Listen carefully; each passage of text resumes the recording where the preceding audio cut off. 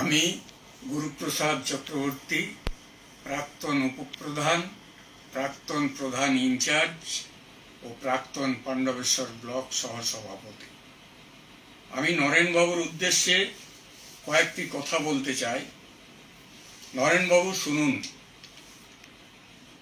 আপনি যেভাবে পুরনো সব তৃণমূলীদের সরিয়ে অত্যাচারী গুন্ডাদের নিয়ে সাম্রাজ্য কায়েম করেছিলেন, প্রথমে সুবক্তা চিরন্তন ও প্রহ্লাদকে সরিয়ে পরে আবার ব্লক সভাপতি সুজিত মুখার্জিকে সরিয়ে দিলেন, তারও পরে প্রতিবাদী চরিত্র পলাশ পাণ্ডেকে আইএনটিটিউসির সভাপতির পদ থেকে হটিয়ে দিলেন, পরে আমাকে পাণ্ডবেশ্বর তৃণমূলের ব্লক সহসভাপতির পদ থেকে সরিয়ে আপনার পাশে থাকা সর্বক্ষণের সঙ্গী প্রাক্তন বহুলার উপপ্রধানকে সহসভাপতি পদে নিযুক্ত করলেন। নরেনবাবু, আপনি আমাকে নানাভাবে হেনস্থা করেছেন, নানাভাবে আমাকে অপমান করেছেন।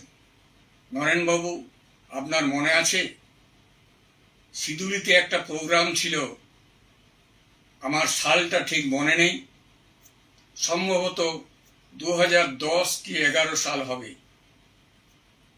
সেখানে সৌগত রায় তখন বোধহয় কেন্দ্রীয় মন্ত্রী ছিলেন, তার একটা সভা ছিল।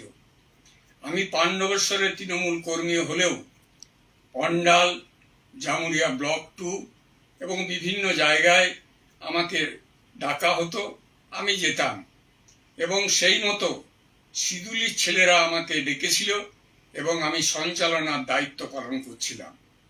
আপনি তখন পাণ্ডবেশ্বরের ব্লক সভাপতি। আপনি যখন এসে দেখলেন, মন্ত্রীও তখন ঢোকেননি, আপনি যখন এসে দেখলেন যে আমার মতো একজন তৃণমূল কংগ্রেসের কর্মী সঞ্চালনা করছে, আপনার গাত্রদাহ হলো। আপনি আমার কাছ থেকে কর্ডলেস মাইক্রোফোনটা ছিনিয়ে নিয়ে নিচে নেমে গেলেন। মনে আছে নরেনবাবু? তখন চণ্ডী চট্টরাজ বলে একজন তৃণমূল কর্মী বা নেতা, সে অনেক লোক নিয়ে এসেছিল, ফেস্টন ব্যানার নিয়ে এসেছিল, আমাকে অবজ্ঞা করার জন্য ফেস্টন ব্যানারটা মাটির থেকে তুলে নিয়েছিল। আমি অবজ্ঞা ভরে আমি মঞ্চ থেকে নেমে গিয়েছিলাম এবং ওদেরকে শান্ত করেছিলাম। সভাটা সম্পন্ন হয়েছিল।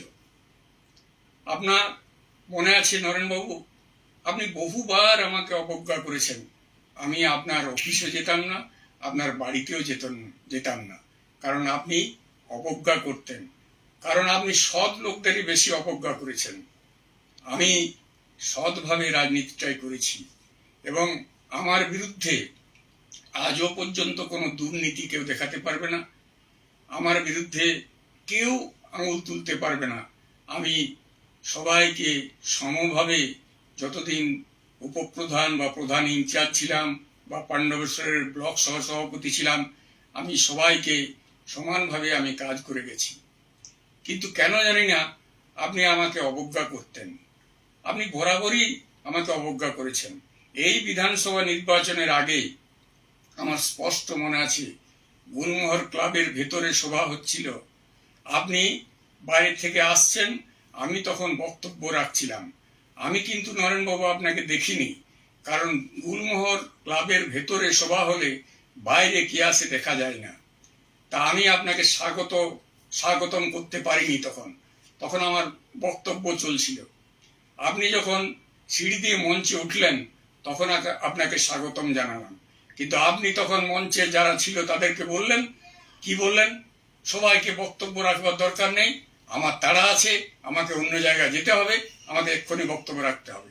আমি সঙ্গে সঙ্গে মাইক ছেড়ে দিলাম। আপনি মঞ্চে উঠে মাইক ধরে আমার নিয়ে অন্তত পক্ষে 10 মিনিট আপনি বলতে লাগলেন।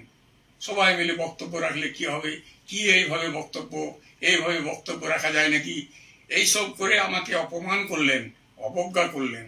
আমি মঞ্চে বসে বসে আপনার অবজ্ঞা হজম করে নিলাম।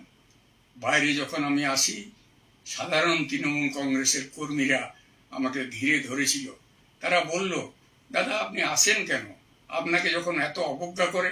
আমি বললাম, আমার তো নেশা, আমাকে তো ডাকে না, তাও তো আমি আসছি, এতদিন ধরে রাজনীতি করছি তাই আসছি, আর শেষ বয়সে কেন ছেড়ে যাব, তাই আসি। আপনারা তো ডাকতেনও না, কোনো মিটিংয়েই ডাকেননি। আমার ইচ্ছা হলে আমি কোনো কোনো মিটিংয়ে যেতাম, কারণ ফলোয়ার্স যারা ছিল তারা আমাকে ভালোবাসতো, তাই আমি যেতাম। তাই নরেনবাবুর উদ্দেশ্যে আমি একটা কবিতা লিখলাম, সেই কবিতাটা ভালো করে শুনুন নরেনবাবু। মূর্তিমান নরেনবাবু, দেখো কেমন লাগছে, তৃণমূলীরা একে একে সবাই এখন ভাগছে। পাণ্ডবেশ্বরের বাহুবলী তুমিই ছিলে রাজা, তোমার পাপে তৃণমূলীরা খাচ্ছে আজ সাজা। সৎ লোকদের দূরে সরিয়ে গুন্ডা পুষলে পাশে, চুপ করেছিল মানবিকতা তোমার ভয়ে আর চাপা সন্ত্রাসে। 98 তৃণমূলী আমি, কণ্ঠ রুখলে তার। সৌগত রায়ের শিরুলির সভায় শোনোনি জনতার হুঙ্কার। 16 থেকে 5টা বছর নিতে পেরেছি শ্বাস, জিতেন্দ্রদা ভয় কাটিয়ে ফেরালেন বিশ্বাস। 21 আবার মাথায় মুকুট, জানি কোন জাদু বলে, দুরাত্মার আবার ছলের অভাব, তাই তো সবাই বলে। ধন্যবাদ।